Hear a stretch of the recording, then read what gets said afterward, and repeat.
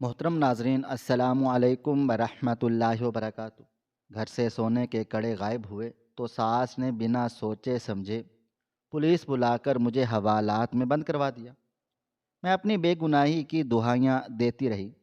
2 دن بعد جب ساس اپنی لاڈلی بیٹی کے کمرے میں گئی تو انہیں اس کے تکیے کے نیچے وہی کڑے ملے اور ساتھ ایک ہسپتال کی پرچی بھی تھی، جس سے پتہ چلا کہ ان کی کنواری بیٹی تو میں آنکھوں میں آنسو لیے حوالات کے پیچھے بیٹھی ہوئی تھی۔ آج میری زندگی کا سب سے کھٹن دن تھا۔ آج مجھے شدت سے رونا آ رہا تھا۔ ایک لڑکی جس کے لیے سب کچھ اس کا شوہر، اس کی ساس، اس کا گھر ہوتا ہے، آج وہ لڑکی ان تمام نعمتوں سے نفرت کر رہی تھی۔ میں نے غصے سے سر جھٹکا تھا اور آنکھوں میں آئے ہوئے آنسوؤں کو رگڑ کر صاف کر دیا تھا۔ مجھے سمجھ نہیں آ رہا تھا میں اپنی بے گناہی کس طرح سے ثابت کروں۔ میں نے کوئی چوری نہیں کی تھی، لیکن میری ساس نے بلا مقصد مجھ پر سونے کے کڑے کی چوری کا الزام لگایا تھا۔ میں جب چیخ چیخ کر ان کو بتانے لگی کہ میں نے چوری نہیں کی، تب میرے شوہر نے انہیں میرا ساتھ دینے کی بجائے اپنی ماں کا ساتھ دیا تھا اور اسی پل پولیس کو فون کر کے گھر بلا لیا تھا۔ میں روتی رہ گئی تھی، لیکن ان لوگوں نے کو میری حالت پر رحم نہیں آیا تھا اور مجھے پولیس کے حوالے کر دیا گیا، جو زور زبردستی مجھے پولیس اسٹیشن لے آئے تھے۔ مجھے یہاں آئے ہوئے پورے 3 گھنٹے بیت گئے تھے۔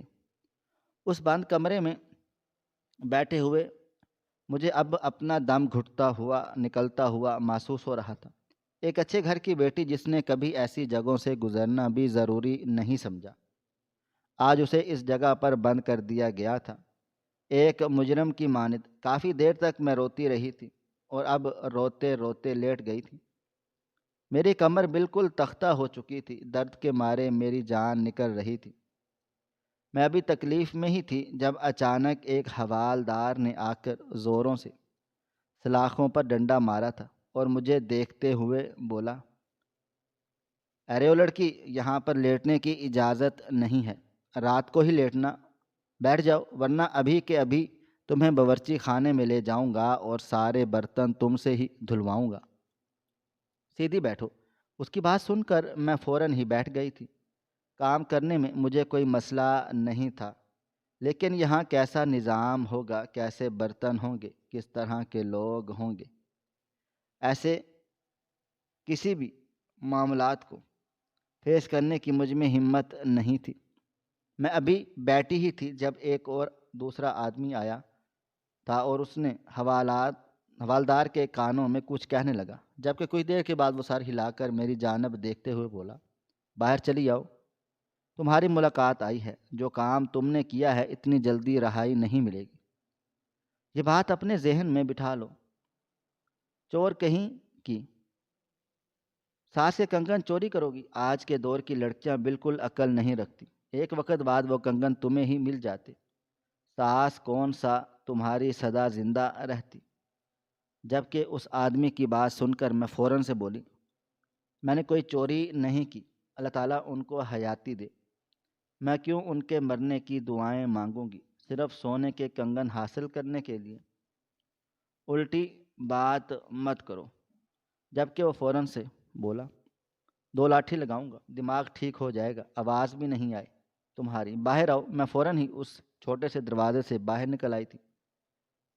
وہ مجھے لیے ایک کمرے میں داخل ہوا تھا جو شاید حوالات کے مجرموں کی ملاقات کا بنایا گیا تھا، اور میں اندر داخل ہوئی، سامنے میرا بھائی بیٹھا ہوا تھا، جسے دیکھتے ہی میری آنکھوں میں آنسو آ گئے تھے۔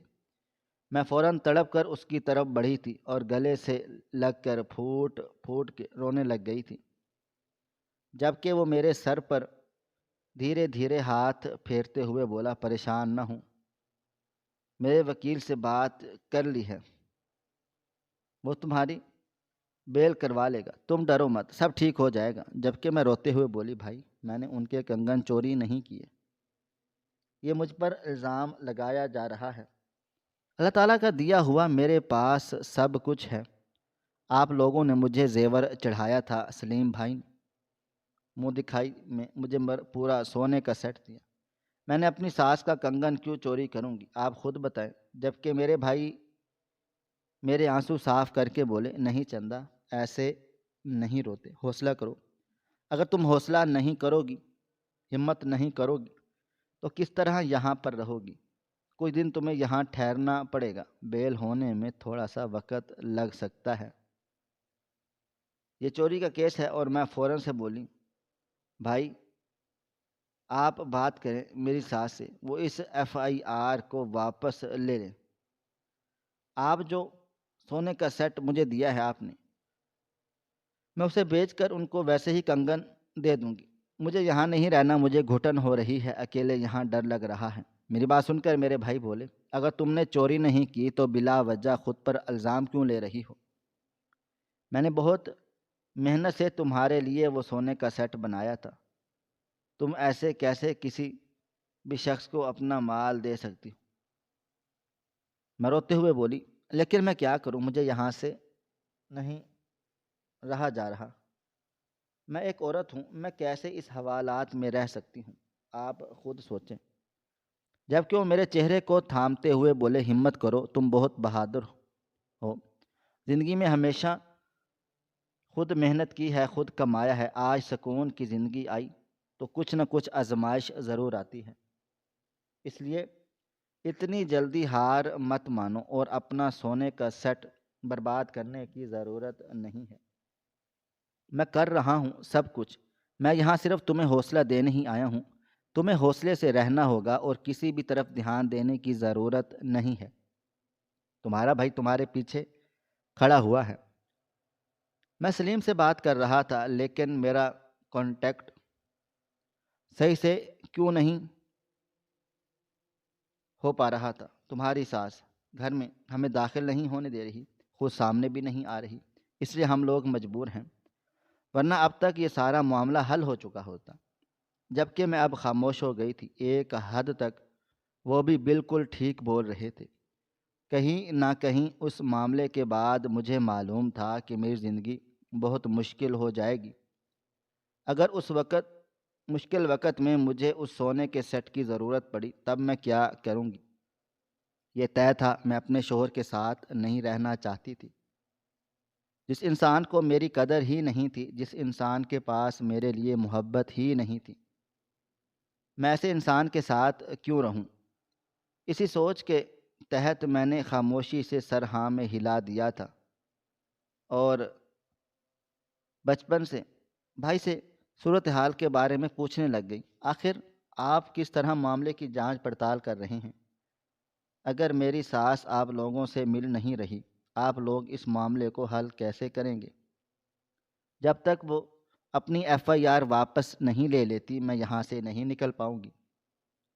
میری بات سن کر میرے بھائی بولے، تمہاری ساس شاید کچھ چھپا رہی ہے، اور تمہارا شوہر بھی، اس لیے وہ مجھ سے یا کسی بھی شخص سے نہیں ملنا چاہتے۔ لیکن کب تک چھپتے رہیں گے؟ ایک نہ ایک دن انہیں ہم سے سامنا کرنا ہی پڑے گا۔ بھائی مزید کچھ کہتے جب اسی پل حوالدار نے زور زور سے دروازہ کھٹکھٹایا تھا، بجایا تھا، اور بلند آواز میں بولا، ملاقات کا وقت ختم ہو گیا ہے، اب آپ دونوں آ جائیں۔ میں روتی رہ گئی، بلکتی رہ گئی تھی، لیکن کوئی فائدہ نہ ہوا۔ ایک لیڈی کانسٹیبل آئی اور مجھے لے کر آ گئی تھی، واپس حوالات میں بند کر دیا۔ میں پھوٹ پھوٹ کے رونے لگی تھی۔ شاید میں نے اپنے بھائی کا چہرہ دیکھ لیا تھا، اس لیے میری برداشت ٹوٹ گئی تھی۔ کافی دیر رونے کے بعد اچانک مجھے اپنے وجود پر کسی کی نظریں محسوس ہوئیں۔ میں نے دائیں جانب دیکھا، وہاں پر ایک لڑکی بیٹھی ہوئی تھی، تقریباً کوئی 20 یا 22 سال کی کم عمر لڑکی تھی۔ وہ کافی کم عمر تھی۔ کچھ دیر تک میں اسے دیکھتی رہ گئی، پھر کسی خیال کے تحت قدم بقدم چلتی ہوئی اس کے پاس چلی آئی تھی اور دھیمی آواز میں بولی، تم یہاں کب آئی؟ جب سے میں یہاں سے گئی تھی تم یہاں پر نہیں تھی، پھر یہاں پر کیسے آئی؟ کیا غلطی کی ہے تم نے؟ میرے سوال کا اس نے کوئی جواب نہ دیا تھا، بس خاموشی سے گھٹنوں میں سر چھپا گئی تھی۔ مجھے اب بے چینی ہونے لگی تھی، آخر یہ عورت کون ہے؟ مگر حوالدار کے اچانک سلاخوں پر ڈنڈا مارنے کے باعث گھر میں گھبراہٹ گھبرا کر بھی اپنی جگہ پر واپس بیٹھ گئی۔ صبح 10 بجے سے مجھے اس حوالات میں قید کیا گیا تھا اور اب شام کے 7 بج رہے تھے۔ میں نے ابھی تک کچھ بھی کھایا پیا نہیں تھا اور مجھے شدید بھوک لگ رہی تھی۔ ابھی میں یہی سب سوچ ہی رہی تھی جب اچانک اسی حوالدار نے کھانا دیا تھا اور بولے، تمہارا بھائی پیسے دے کر چلا گیا تھا، جو بھی کھانا ملا ہے اب کھا لو، اور اگر انسانیت کے ناطے اس کے ساتھ آئی لڑکی کو دینا چاہتی ہو تو دے دینا، ورنہ تم پر زور زبردستی نہیں ہے، یہ تمہارا ہی کھانا ہے۔ اس کی بات سن کر میں نے سر ہاں میں ہلا دیا تھا اور کھانا لیے اس لڑکی کے پاس بیٹھ گئی تھی۔ اکیلے بیٹھے بیٹھے اب میں تھک ہار چکی تھی۔ میں کسی سے بات کر کے اپنے دل کا بوجھ ہلکا کرنا چاہتی تھی۔ کرکٹ میں جانتی ہی نہ تھی کہ اس لڑکی سے بات کر کے میں کتنی بڑی مشکل میں پھنسنے والی ہوں۔ میں اس کے برابر میں بیٹھ کر اس کا ہاتھ تھام چکے تھے اور نرمی سے بولا، دیکھو صبح سے میں یہاں پر قید ہوں، کسی سے کوئی فرق نہیں پڑتا، تم بھوکی مر جاؤ گی، تم روٹی کھا لو، رہ جائے گی، انہیں کوئی غرض نہیں، یہ اپنی ڈیوٹی نبھا رہے ہیں، تمہیں یہاں بند کر کے تمہاری نگرانی کر کے، تم اپنی فکر خود کرو، یہ کھانا آیا ہے، میرے بھائی دے کر چلے گئے ہیں، میں تمہارے ساتھ اسے شیئر کرنا چاہتی ہوں، انسانیت کے ناطے کچھ کھا لیں۔ کھانا کافی زیادہ ہے۔ میں مزید کچھ کہتی اس سے پہلے ہی وہ لڑکی نرم آواز میں بولی، میں کچھ گھنٹوں میں یہاں سے نکل جاؤں گی، لیکن آپ کو پوری رات اگلا دن یہاں پر ہی اسٹے گزارنا ہے۔ بہتر ہے آپ اپنا بچا کر کھانا رکھ لیں، یہ آپ کے کام آئے گا، آپ سب پرسکون کھا لیں، سکون سے کھائیں، مجھے بھوک ہی نہیں ہے، میں نے ابھی کچھ دیر پہلے ہی کھایا تھا۔ اس کی بات سن کر میں بری طرح سے چونک گئی تھی۔ آخر اس کو کیسے پتہ چلا کہ میں یہاں رات گزارنے والی ہوں، اگلا دن گزارنے والی ہوں، اور اسے کیسے پتہ چلا کہ یہ کچھ دیر میں نکل جائے گی؟ دل و دماغ میں کئی طرح کے سوالات یکدم جمع ہوئے تھے۔ میں کچھ کہتی اس سے پہلے ہی حوالدار نے سلاخوں کے پرنڈے مارنا شروع کر دیے تھے اور بلند آواز میں سے بولے، الگ ہو کر بیٹھ جاؤ، کوئی ضرورت نہیں ہے کھانا شیئر کرنے کی، اگر اس لڑکی کا آئے گا تو اسے بھی فوراً سے مل جائے گا، تم اپنا کھاؤ۔ حوالدار کی بات سن کر میں فوراً سے کھڑی ہو گئی تھی اور جلدی سے الگ ہو کر بیٹھ گئی تھی۔ بھوک شدید تھی، اس لیے میں بنا دوسری بات بولے کھانا شروع ہو گئی تھی، اور وقت کی رفتار نہ کبھی تھم سکی ہے اور نہ کبھی تھم پائے گی۔ رات قطرہ قطرہ کر کے پگھلنا شروع ہو گئی تھی۔ حوالدار نے لیٹنے کی اجازت دے دی تھی، لیکن وہ لڑکی جو میرے بعد آئی تھی وہ نہیں لیٹی تھی، بلکہ خاموشی سے سر گھٹنوں میں دبائے رونا شروع ہو گئی تھی۔ مجھے اب اس کے رونے سے کفت ہونے لگ گئی تھی۔ کہنے کو میں نے بھی کافی دیر سے رو رہی تھی، لیکن اس کا رونا مجھے بہت برا لگ رہا تھا۔ میں اب خاموشی سے اپنی جگہ پر بیٹھ گئی تھی اور کچھ سوچ کر اس کے پاس گئی تھی۔ میں کچھ کہتی اس سے پہلے ہی وہ دھیمی آواز میں بولی، میرے ساتھ یہاں سے بھاگنا چاہتی ہو، میں تمہیں یہاں سے آسانی سے باہر نکال دوں گا، اور بولو۔ اس کی بات سن کر میں فوراً سے بولی، یعنی تم جیل توڑنے کی بات کر رہی ہو؟ اس نے سر ہاں میں ہلا دیا۔ میں فوراً سے بولی، نہیں، میں ایسا کوئی کام نہیں کروں گی، کل تک میرے بھائی میری بیل کروا لیں گے، ہو سکتا ہے میرے شوہر ہی آ جائیں، انہیں میری بے گناہی کا احساس ہو جائے گا۔ میری بات سن کر وہ لڑکی بولی، آپ روتی رہ جائیں گی، اگر آپ کے شوہر کو کبھی بھی آپ کا احساس نہیں ہوگا، اگر ہوا اس میں بھی کم از کم 1 ہفتہ لگ جائے گا، آپ کو نہیں پتہ آپ کو کتنی بڑی گیم میں پھنسایا جا رہا ہے، اور بلا وجہ پھنس گئی ہیں ہوں۔ اس کی بات سن کر میں حیران ہوئی اور بولی، تم کون ہو جو تم میرے بارے میں اتنا کچھ جانتی ہو؟ میں بار بار نوٹ کر رہی ہوں تم میرے متعلق ہی بات کر رہی ہو۔ وہ سر نفی میں ہی لاتے ہو بولی، مجھے آپ سے صرف اس حوالے سے کوئی بات نہیں کرنی،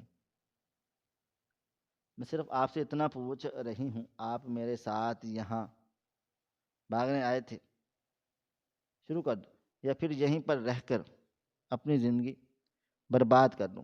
میں نے سر نفی میں ہلا دیا اور اسے دیکھتے ہوئے بولی، میں ایسا کوئی کام نہیں کروں گی جو مجھے نقصان دے گا۔ آپ کو جو کرنا ہے آپ کر سکتی ہیں۔ یہ کہہ کر میں واپس اپنی جگہ پر آ کر لیٹ گئی تھی۔ مجھے کیا پتہ تھا کہ یہ لڑکی اتنی سی دیر میں اتنا بڑا ہنگامہ کھڑا کر دے گی، اور اتنی سی دیر میں ہنگامہ ارادہ کرنے کا ارادہ کر لیا۔ ابھی میں لیٹی ہی تھی کہ جب اپنی جگہ سے کھڑی ہو گئی وہ، اور حوالدار سے واش روم جانے کی اجازت طلب کرنے لگی، اور میں حیرت سے اس کی پشت دیکھ رہی تھی۔ مجھے لگا شاید مذاق کر رہی ہوگی، لیکن اس کے انداز سے صاف معلوم ہو رہا تھا کہ وہ مکمل تیار ہیں۔ میرے پاؤں ہاتھ کپ کپانا شروع ہو گئے تھے۔ میرا دل کیا میں فوراً سے کھڑی ہو کر اسے روک لوں، لیکن جب انسان اپنی کم بختی لاتا ہے تو اسی طرح کی حرکتیں کرتا ہے۔ وہ حوالدار کے ساتھ خاموش واش روم کے لیے بھی چلی گئی تھی، جبکہ میں بالکل خاموشی سے لیٹی ہوئی تھی۔ تھوڑی دیر کے بعد پولیس اسٹیشن میں سائرن بجنے کی آوازیں آنے لگ گئی تھی۔ یقیناً اس نے بھاگنے کی کوشش کر لی ہوگی۔ میرا دل اور تیزی سے دھڑک رہا تھا اور میں فوراً سے اٹھ کر بیٹھ گئی۔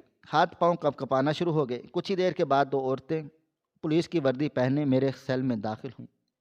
میں کچھ کہتی اس سے پہلے ہی ایک عورت زوردار تھپڑ میرے منہ پر مارتے ہوئے بولی، تو نے ہی اس لڑکی کو بھگایا ہے نا؟ حوالدار بتا رہا ہے کہ تم دونوں آپس میں بات چیت کر رہی تھی۔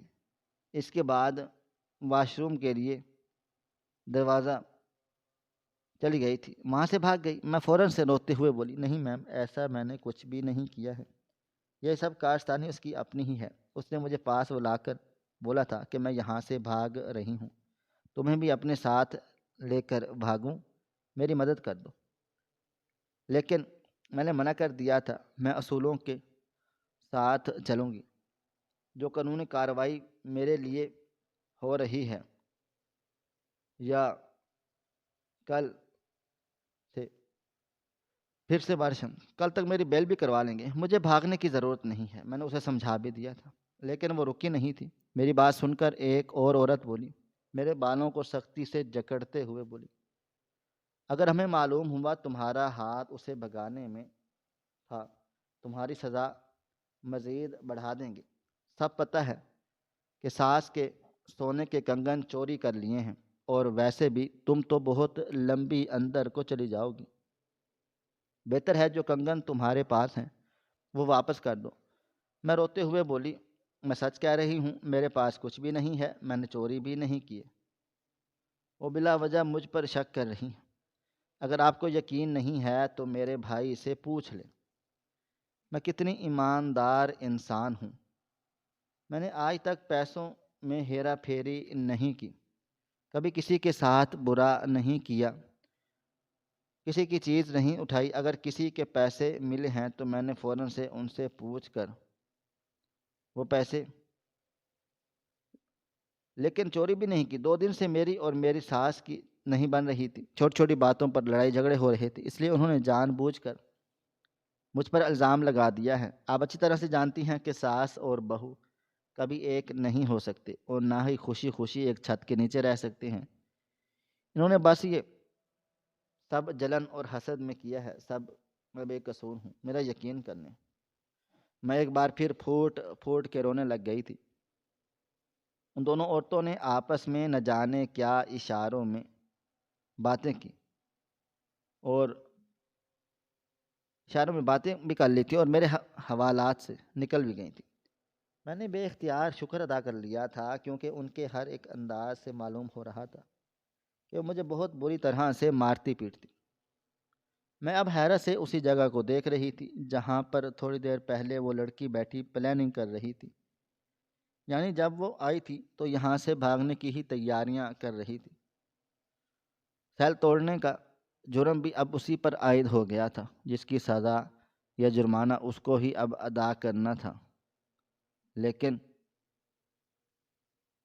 میں خاموشی سے بیٹھ گئی، خوف کے مارے میری جان نکل رہی تھی۔ اب اس اکیلے حوالات میں مجھے ڈر لگ رہا تھا۔ میں اللہ تعالیٰ سے دعا مانگ رہی تھی کہ بس میں خیر خیریت سے مکمل عزت کے ساتھ یہاں سے نکل جاؤں، لیکن جانتی ہی نہ تھی کہ زندگی میں ہر شخص کو عزت صرف ایک دفعہ دیتی ہے۔ اگر عزت چلی گئی تو پھر انسان کے پاس عزت جیسا مقام واپس نہیں آ سکتا۔ رات کترا کترا کر کے پگھلتی چلی گئی تھی۔ بیٹھے بیٹھے میں کب گہری نیند میں سو گئی تھی مجھے کچھ پتہ نہیں چلا۔ میری آنکھ سورج کی پہلی کرن پر کھل گئی تھی، شور کی آوازیں آنے لگ گئی تھیں میرے پاس سے۔ اچانک جب میری نظر دائیں جانب گئی، وہاں پر وہی لڑکی خاموشی سے ہاتھوں میں ہتھ کڑی پہنے بیٹھی تھی۔ کچھ دیر کے لیے تو میں اپنی جگہ پر بالکل سن ہو گئی، لیکن جیسے ہی مجھے ہوش آیا تو میں فوراً اس کی طرف بڑھی تھی اور غصے سے بولی، تمہاری وجہ سے کل ان لوگوں نے مجھے بہت مارا پیٹا ہے، تمہارا دماغ خراب ہے؟ تم کیوں بھاگی؟ اس نے ایک نگاہ مجھ پر ڈالی اور نرمی سے بولی، تمہاری وجہ سے واپس آ گئی ہوں۔ مجھے جب معلوم ہوا کہ یہ لوگ تمہیں مار رہے ہیں اور آج صبح سے تم ہماری انویسٹیگیشن میں دوبارہ شروع ہو جائے گی، شروع میں اس نئے کیس میں دوبارہ پھنسایا جائے گا، میں واپس آ گئی تھی۔ تمہیں پتہ ہے اگر میں واپس نہیں آتی تو تم پر سے چوری کا الزام اگر ہٹ بھی جاتا تو یہ لوگ تمہیں باہر نہیں جانے دیتے، بلکہ ایک قیدی کو بھگانے کے الزام میں تمہیں اندر رکھ کر۔ اس کی بات سن کر میں پتھر کا مجسمہ بن گیا تھا۔ میں فوراً سے بولی، کل رات کو آپ دونوں عورتیں میری دکان پر چلی آئی تھیں، تم یہ بات کیسے کہہ سکتی ہو کہ یہ بات ختم نہیں ہوتی بلکہ صبح دوبارہ اٹھائی جاتی ہے؟ وہ بولی، یہاں میں پہلی بار نہیں آئی ہوں بلکہ کئی دفعہ آ چکی ہوں، کئی ایسے معاملات میں پھنس چکی ہوں جو مجھ پر بلا وجہ کیس بنتے رہتے ہیں، اور اس دفعہ میں کسی کے ساتھ برا نہیں کرنا چاہتی تھی، بس میرا احسان مانو، میری ماں تمہاری مدد کر ڈالی ہے، ورنہ پیچھے سے تمہارے لیے بہت تگڑی پلاننگ کی گئی تھی۔ اس کی باتیں سن کر میرا دل و دماغ کام نہیں کر رہا تھا۔ اس لڑکی کی باتوں میں جادو تھا، کہنے کو اس کی وجہ سے رات مجھے تھپڑ پڑا تھا، میں چاہتی تو اپنے تھپڑ کا بدلہ لے سکتی تھی، اس کو باتیں سنا سکتی تھی، لیکن میں نے ایسا نہیں کیا، بس خاموشی سے اس کو دیکھنے لگ گئی۔ اس کا کہنا تھا کہ پیچھے سے تمہارے لیے بہت تکڑی پلاننگ کر دی گئی ہے۔ آخر کون سی پلاننگ؟ میرا دل و دماغ کون سا کام کر رہا تھا؟ میری اور میری ساس کی شروع میں بہت بنتی تھی، لیکن جیسے جیسے مہینے آگے بڑھنے لگے میری ساس کو اولاد کی ہمیشہ خواہش شدت سے ہونے لگی تھی۔ ان کا کہنا تھا کہ ہمارے آنگن میں بھی بچے کھیلیں، ان کی کلکاریاں گونجیں، لیکن ایسا موقع کبھی آ ہی نہیں پا رہا تھا۔ میں نے اور میرے شوہر نے بہت ٹرائی کر لیا تھا، لیکن اللہ تعالیٰ نے کچھ اور ہی منظور تھا۔ بہت کوششوں کے باوجود بھی ڈاکٹر اللہ تعالیٰ کی طرف سے ہے اور آپ کے شوہر صحت یاب ہیں، صرف اللہ تعالیٰ دیر کر رہے ہیں۔ میں نے اپنی ساس کو سمجھانے کی بہت کوشش کر لی، لیکن دن بہ دن اب وہ دوسری باتوں پر لڑائی جھگڑا کرنا شروع ہو گئی تھی، کبھی کام کو لے کر، کبھی میری ماں بہنوں کو لے کر۔ ایک حد تک انہوں نے مجھے بدظن کر دیا تھا، انہوں نے میری ماں بہنوں کو میرے گھر آنے سے منع کر دیا تھا، روک دیا تھا۔ میں اتنا زیادہ پریشان ہو گئی تھی کہ اب دل چاہ رہا تھا کہ اپنے سسرال کو چھوڑ کر کہیں بھاگ جاؤں، لیکن کیا کرتی، شوہر کا ساتھ میرے پاس نہیں تھا۔ وہ اپنی ماں اور بہن کو ہی سمجھتے تھے، ان کا کہنا تھا کہ میرا باپ نہیں ہے، اگر میں اپنی ماں اور بہن کے خلاف گیا تو دنیا مجھ پر تھو تھو کرے گی، اور مجھے خود بھی احساس ہے میرے علاوہ اس کا کوئی بھی نہیں ہے۔ وہ بالکل ٹھیک بولتے تھے، اس لیے میں کبھی کبھی ان سے الگ ہونے کی ڈیمانڈ نہیں رکھتی تھی، مگر 2 دن ہو گئے ہیں کہ ان کا رویہ کچھ ٹھیک ہوگا زیادہ ہی عجیب سا ہو گیا۔ کسی سے باہر نکلا تو کبھی ملازمہ مجھ پر چھیڑنا شروع کر دیتے۔ ہماری لڑائیاں پہلے بھی ہوتی رہتی تھیں، لیکن اس طرح کبھی نہیں ہوئی۔ میں خاموشی سے ان خیالوں میں گم تھی جب اس لڑکی کی آواز میرے کان کے پردے سے ٹکرائی تھی، ساس کو چھوڑ کر کسی دوسرے پر بھی نظر رکھ لو، ڈال لینا، ہو سکتا ہے تمہاری مشکل آسان ہو جائے اور تم یہاں سے نکل جاؤ۔ میں تمہیں سب کھل کر نہیں بتا سکتی، میں مجبور ہوں۔ یہ کہہ کر وہ ایک بار پھر اپنا سر گھٹنوں میں دے چکی تھی، جبکہ میں اپنی نند کے حوالے سے سوچنا شروع ہوئی تھی، اور وہ بھی بہت عجیب و غریب لگ عجیب رویہ، عجیب انداز، مجھ سے لڑائی جھگڑا نہیں کرتی تھی، لیکن بات بھی نہیں کرنا پسند کرتی تھی۔ کئی دفعہ میں نے اس کے پاس بیٹھنے کی، اس کے ساتھ باتیں کرنے کی کوشش کی، لیکن اس کا رویہ میرے ساتھ ہمیشہ سے اتنا عجیب ہوتا تھا کہ میں دنگ رہ جاتی۔ اور ان کا آخری 2 دن وہ گھر پر تھی ہی نہیں۔ میں ایسے کیسے اس پر شک کر سکتی تھی؟ صبح کہیں چلی جاتی اور پھر رات دیر تک گھر آتی تھی، اور 2 دن سے الزام لگاتار یہی لگا تھا کہ اگلا دن میں نے مجھ پر چوری کا الزام لگا دیا تھا۔ ایک دم میرا دل و دماغ کام کرنے لگا کہ یہ سب کیا ہو گیا ہے۔ چوری نند نے کی تھی کیا؟ میرے ساس کے سونے کے سنگ اس نے آگے پیچھے کیے؟ میں بھی کچھ کہتی اسی پر وہ حوالدار جو ہماری حفاظت پر تعینات تھا، اس نے ایک ٹرے اندر رکھی ہوئی تھی جس میں ناشتہ، پراٹھا اور چنے رکھے ہوئے تھے۔ وہ بولا شاید ہو سکتا ہے تمہاری بیل کچھ ہی دیر میں ہو جائے، تمہارا بھائی یہ ناشتہ دے کر گیا ہے اور وکیل وغیرہ کے ساتھ آیا ہے، تمہاری مشکل آسان ہو جائے، بس دعا کرو۔ اس کی بات سن کر میں نے فوراً ٹرے اٹھائی اور کھانا شروع کر دیا۔ ناشتہ کرنے کے بعد میں نے اس لڑکی کی طرف نظر ڈالی تھی جو اب مجھے دیکھ ہی رہی تھی۔ ٹرے میں ناشتہ بچا ہوا تھا اور میں نے اس کی طرف بڑھایا تو وہ سر ہلا کر اب خاموشی سے کھانا شروع ہو گئی تھی۔ انسان کچھ بھی کر لے لیکن کھانے سے ناراضگی بے وجہ ہوتی ہے۔ کہیں نہ کہیں مجھے اس لڑکی سے ہمدردی ہو رہی تھی۔ بے شک وہ بھاگ گئی تھی لیکن میری خاطر واپس آئی تھی۔ کہیں نہ کہیں رات میرے دل و دماغ میں یہ بات چلی آئی تھی کہ کہیں یہ مدعا اتنی آسانی سے ختم نہیں ہوگا۔ ایک قیدی بھاگا ہے، یہ کوئی عام بات نہیں ہے، اور آخری بار بیٹھ کر اس نے مجھ سے ہی بات چیت کی تھی۔ ہو سکتا ہے یہ سب مجھ پر شک کریں جس طرح ان عورتوں نے آ کر مجھے تھپڑ مارا تھا۔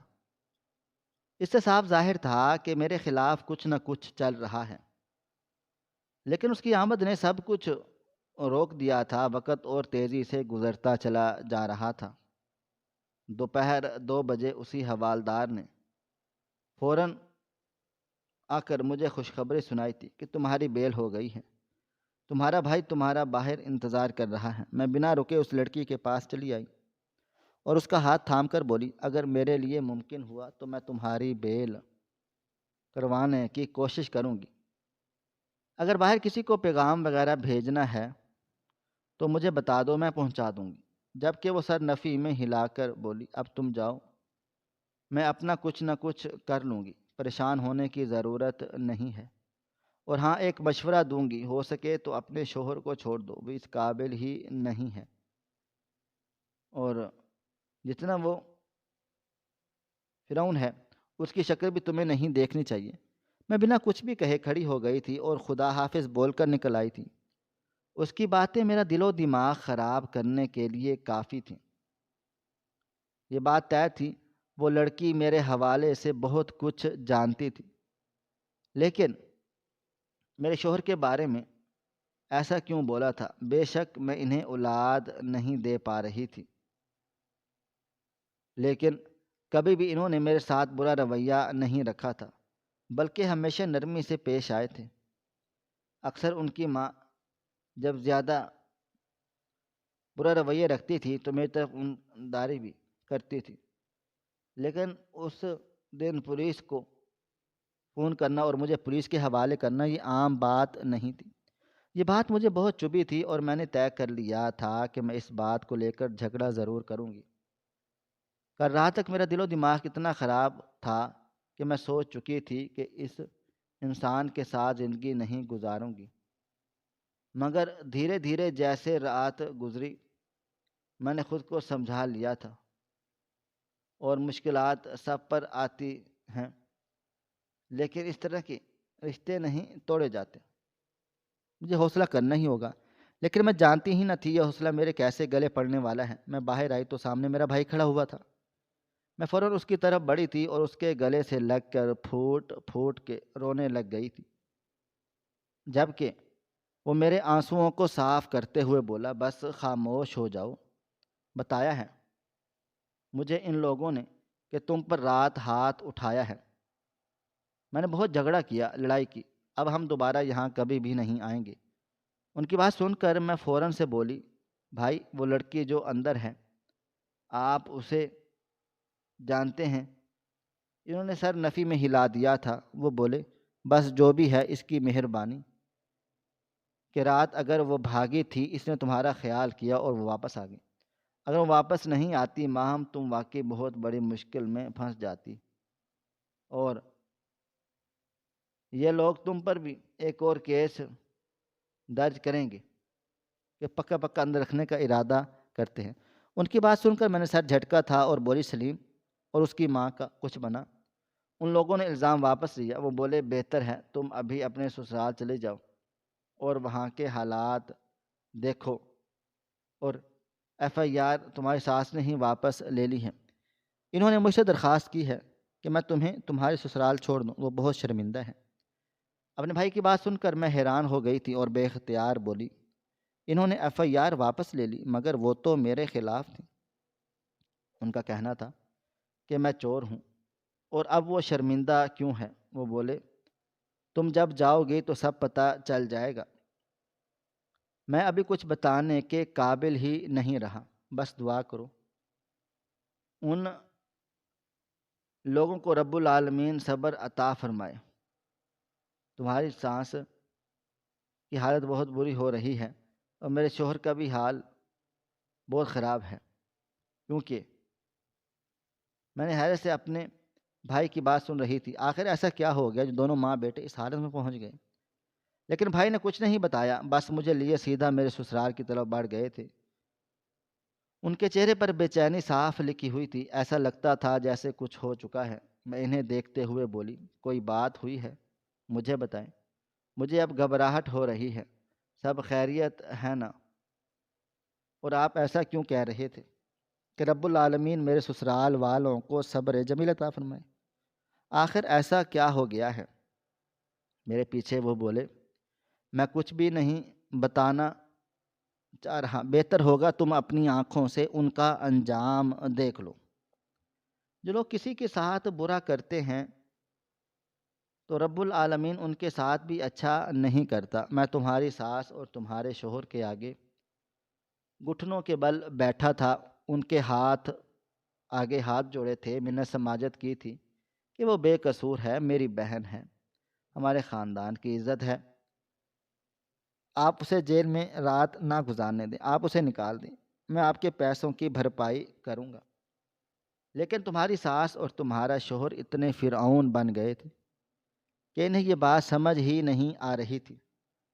اور پھر کہتے ہیں نا، جب اللہ تعالیٰ کے مظلوم لوگوں کے ساتھ ظلم ہوتا ہے تو پھر وہ خاموش نہیں بیٹھتا، وہ سخت سے سخت سزا دینے پر قادر ہے۔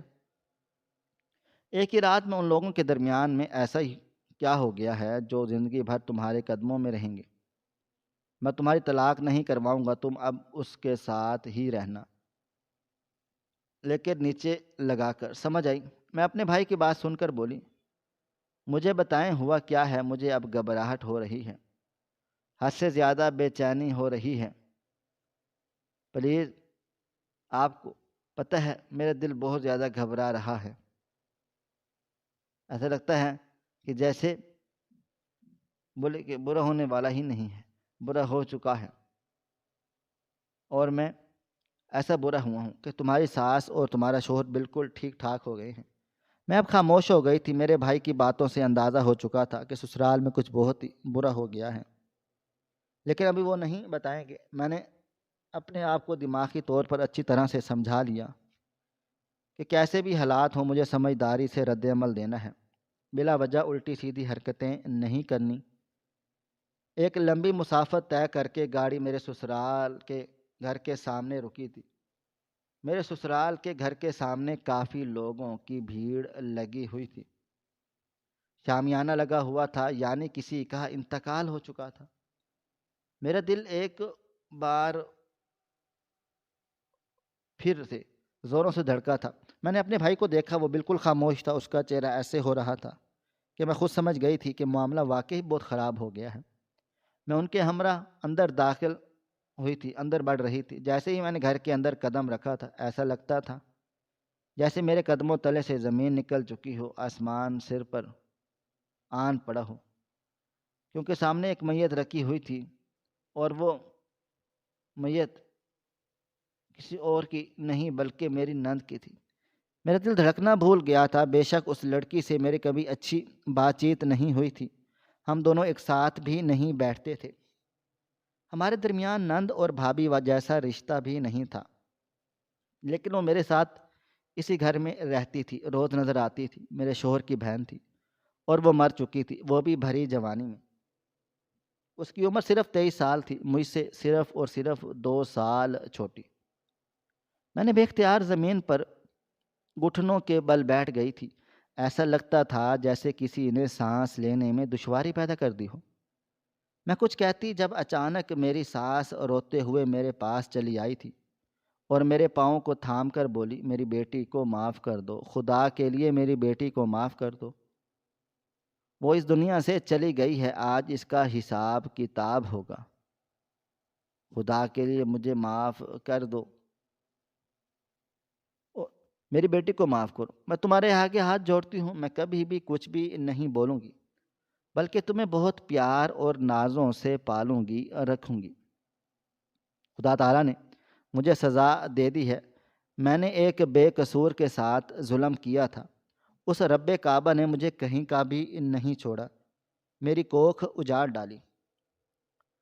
میں تمہارے آگے ہاتھ جوڑتی ہوں، پلیز میری بیٹی کو معاف کر دو۔ میں نے بے اختیار اپنے قدم پیچھے لیے تھے اور انہیں دیکھتے ہوئے بولی، یہ آپ کیا بول رہی ہیں؟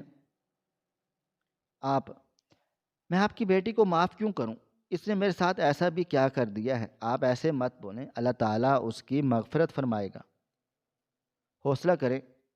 میں پرانا سب کچھ بھول بھال گئی تھی۔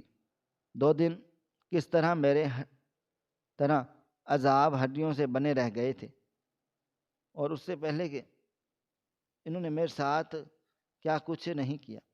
اب اسے تو یاد تھا کہ سامنے بیٹھی عورت اور اس کے سامنے بیٹھی عورت ایک ماں ہے اور اس کی اولادیں مر چکی ہیں۔ مجھے اس وقت ان سے ہمدردی ہو رہی تھی۔ وہ بولی، تم جو 2 دن پولیس اسٹیشن میں رہیں، یہ سب اسی کی وجہ سے تھا، تم چور نہیں ہو، تم پر الزام لگایا گیا، یہ بھی اسی وجہ سے ہوا، بس تم ابھی میری بیٹی کو معاف کر دو، میں تمہیں سب بتاؤں گی، تم سے دوبارہ معافیاں مانگوں گی۔ ان کی بات سن کر میں نے ان کے چہرے کو تھاما تھا اور انہیں دیکھتے ہوئے بولی، میں نے معاف کر دیا، آپ پریشان نہ ہوں، اور سب کے درمیان اسے بھولے مت، خدا کے لیے مجھے گناہ گار مت کریں، اور بڑی ہیں میری۔ اچانک ہی مجھے اپنے پیچھے اپنے شوہر کی آہٹ محسوس ہوئی تھی۔ میں نے پلٹ کر دیکھا، ان کا چہرہ لال سرخ ہو رہا تھا، حال بے حال تھا۔ میں کچھ کہتی اس سے پہلے ہی وہ بھی میرے قدموں میں بیٹھ گئے تھے اور روتے ہوئے سسکتے ہوئے بولے، مجھے معاف کر دو، میں نے تمہارے ساتھ بے وفائی کی، لیکن خدا نے ایسا انجام دیا ہے ہمیں کہ ہم اب اس قابل ہی نہیں رہے کہ کسی کی بیٹی کے ساتھ ہم کچھ برا کر سکیں۔ مجھے اور میری ماں کو معاف کر دو، خدا کے لیے میں نے تمہارے آگے ہاتھ جوڑتا ہوں، کاش اگر مجھے سچائی پہلے پتہ چل جاتی تو میں کبھی تمہارے ساتھ بے وفائی نہیں کرتا، لیکن اب میں وعدہ کرتا ہوں کہ میں کچھ غلط نہیں کروں گا۔ میں فوراً سے کھڑی ہو گئی تھی اور بولی، فی الحال آپ لوگ تدفین کا انتظام کریں، ہم بعد میں بات چیت کر لیں گے۔ سب ہمیں ہی دیکھ رہے تھے اور یہ بات مجھے گوارا نہیں تھی۔ میں نے دائیں جانب دیکھا، میرا بھائی آسودگی سے مسکرا رہا تھا، آنکھوں میں آنسو لیے۔ میری آنکھیں بھی بھر آئی تھیں۔ شادی کے کچھ عرصے بعد ہی میرے بھائی نے مجھ سے میری نند کے حوالے سے پسندیدگی کا اظہار کر دیا تھا، لیکن اس کا رویہ اتنا سخت مجھے بے چین کر گیا تھا، اور میں نے فی الحال اپنے بھائی کو منع کر دیا تھا۔ لیکن ان کی پسندگی اس حد تک بڑی ہوئی تھی کہ کچھ وقت بعد وہ رشتہ لے کر آنا چاہتے تھے، لیکن اب وہی لڑکی جو ان کی پسند تھی وہ مر چکی تھی۔ ایک مرد کے لیے یہ بہت ہی تکلیف دہ عمل ہوتا ہے۔ کچھ ہی دیر کے بعد تدفین کے تمام مراحل طے پا چکے تھے۔ شام کی سیاہی چاروں جانب پھیل چکی تھی۔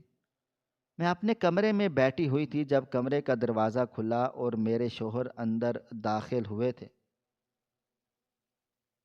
انہیں دیکھ میں فوراً اپنی جگہ سے کھڑی ہو گئی تھی، کہیں نہ کہیں لاشعور پر۔ میرے دل و دماغ میں یہ بات بار بار آ رہی تھی کہ میری ساس، میں اور میری امی۔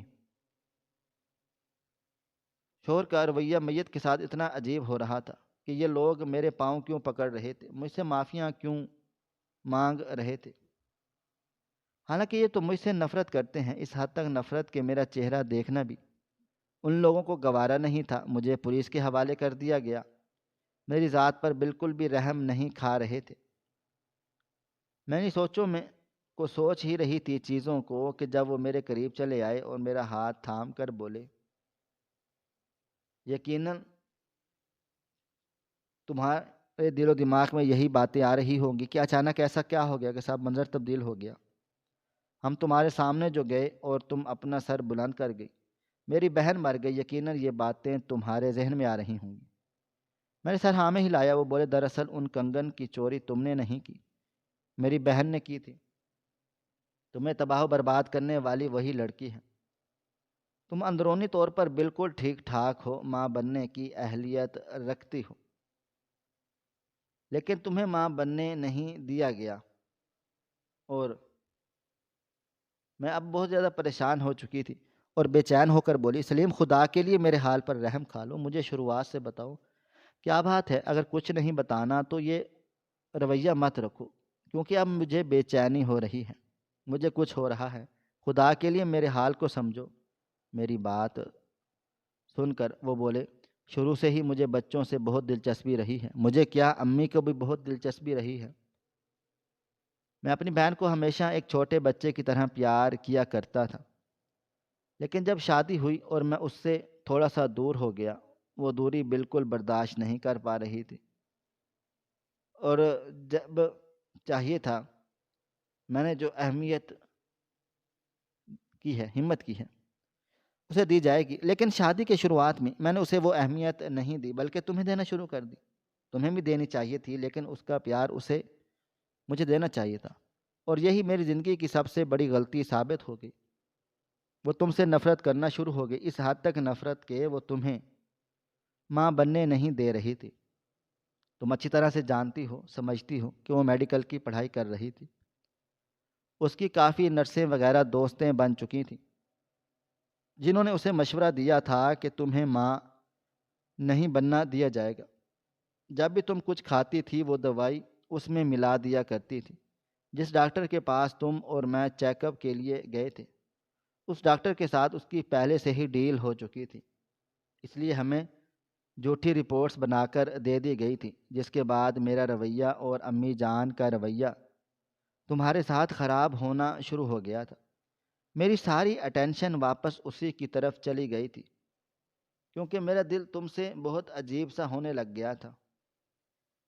ایک مرد ہونے کی حیثیت سے مجھے بھی اولاد چاہیے تھی، میں اپنا خاندان بڑھانا چاہتا تھا، لیکن وہ رک گیا تھا۔ میں اب شرمندہ ہوں، بہت زیادہ۔ 2 دن پہلے میں نے امی اور اپنی بہن سے بولا تھا کہ میں تمہارا علاج کروانے کے لیے دوسرے شہر جا رہا ہوں، یعنی لاہور۔ وہاں پر ایک ڈاکٹر ہے، میری ان سے بات چیت چل رہی تھی۔ ان کا کہنا تھا کہ وہ تمہیں ٹھیک کر دیں گے اور تم ماں بن جاؤ گی۔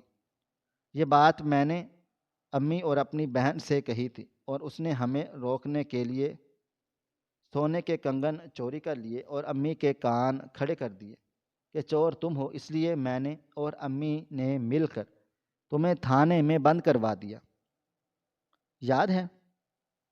2 دن سے وہ گھر میں بھی نہیں رہ رہی تھی، صبح نکلتی تھی، شام کو واپس آتی تھی۔ اس کے ساتھ اپنا بھی مسئلہ کوئی چل رہا تھا، وہ کسی لڑکے کو پسند کرتی تھی، اور اس لڑکے نے اس کا ناجائز فائدہ اٹھا کر اسے ماں بنا دیا تھا۔ 2 دن کے بعد جب امی اس کے کمرے میں چلی گئی تھی اور تکیہ ہٹایا تو نیچے سونے کے کنگن اور ایک خط تھا۔ تو تمہیں پھنسانے کے چکر میں وہ خود بھی پھنسی ہوئی تھی، تم تو حوالات جا چکی تھی، لیکن وہ یہیں تھی۔ اس خط میں سب لکھا ہوا تھا جو میں نے تمہیں بتایا ہے، اور باقی کی تحریر تھی کہ میں ہسپتال میں ابارشن کے لیے جا رہی ہوں۔ ڈاکٹروں نے کہا ہے کہ میری جان کو خطرہ ہے، آپ میرے لیے ہسپتال آ جانا۔ بھابھی نے چوری نہیں کی تھی، بس اپنی طرف سے سب کی نظریں ہٹانے کے لیے اور بھائی بھابھی کو روکنے کے لیے میں نے یہ چال چلی تھی۔ امی اور میں فوراً سے ہسپتال پہنچ گئے تھے۔ وہاں جا کر معلوم ہوا کہ اس کا انتقال ہو گیا ہے۔ اس وقت مجھے سب سمجھ آنا شروع ہو گیا تھا کہ میں اور تم کتنی بڑی مصیبت میں پھنسے ہوئے تھے۔ میں نے فوراً سے FIR واپس لے لی اور تمہیں واپس یہاں پر بلا لیا۔ مجھے معاف کر دو، میں بہت زیادہ شرمندہ ہوں۔ ان کی باتیں سن کر ایسا لگتا تھا جیسے کسی نے میرے کندھوں سے بھاری بوجھ ہٹایا ہو۔ نہ میں چور تھی، نہ میں باج تھی، سب کچھ تباہ کرنے والی میری نند تھی جو خاموش تماشائی بنی مجھے اندر ہی اندر ڈس رہی تھی۔ میں نے اپنی ساس اور اپنے شوہر کو معاف کر دیا تھا کیونکہ وہ بھی میری طرح لاشعوری میں جی رہے تھے۔ میں نے اپنی نند کو بھی سچے دل سے معاف کر دیا تھا اور اس کی مغفرت کی دعا کی تھی۔ میں تمام سننے والوں کو یہ پیغام دینا چاہتی ہوں کہ خاص کر شادی شدہ بھائیوں کو، جب شادی ہو جائے تو اپنی بہنوں کو بھی نہ بھولیں، انہیں بھی اہمیت دیں، کیونکہ اگر آپ ان سے اپنی نظریں ہٹائیں گے تو انہیں کہیں پیچھے چھوڑ دیں گے تو وہ آپ کی ہی بیوی سے بدظن ہونا شروع ہو جائیں گی اور حسد جلن کریں گی۔ ہر رشتے کو توازن سے رکھنا سیکھیں، یہی تو ایک بہترین مرد کی پہچان ہے۔ ناظرین، آپ کو ہماری آج کی کہانی کیسی لگی؟ کومنٹ باکس میں اپنی رائے کا اظہار ضرور کریں۔ خواہش صرف اتنی ہے کہ کچھ الفاظ لکھوں جس سے کوئی گمراہی کے راستے پہ جاتے جاتے رک جائے، اور نہ بھی رکے تو سوچ میں ضرور پڑ جائے۔ پیارے دوستو، امید کرتا ہوں کہ آپ کو یہ ہماری کہانی پسند آئی ہوگی۔ کہانی پسند آئی ہو تو ویڈیو کو لائک کریں، کومنٹس کریں، شیئر کرنا بالکل بھی نہ بھولیں۔ اور ہاں، اگر آپ لوگ اس چینل پر نئے ہیں تو ہمارے چینل ہریرہ انفو کو سبسکرائب ضرور کر لیں اور نوٹیفیکیشن کو ضرور دبا دیں تاکہ آنے والی کہانی سب سے پہلے آپ کو مل سکے۔ ملتے ہیں کل ایک نئی اور دلچسپ کہانی کے ساتھ، تب تک اپنا ڈھیر سارا خیال رکھیے گا۔ اللہ حافظ۔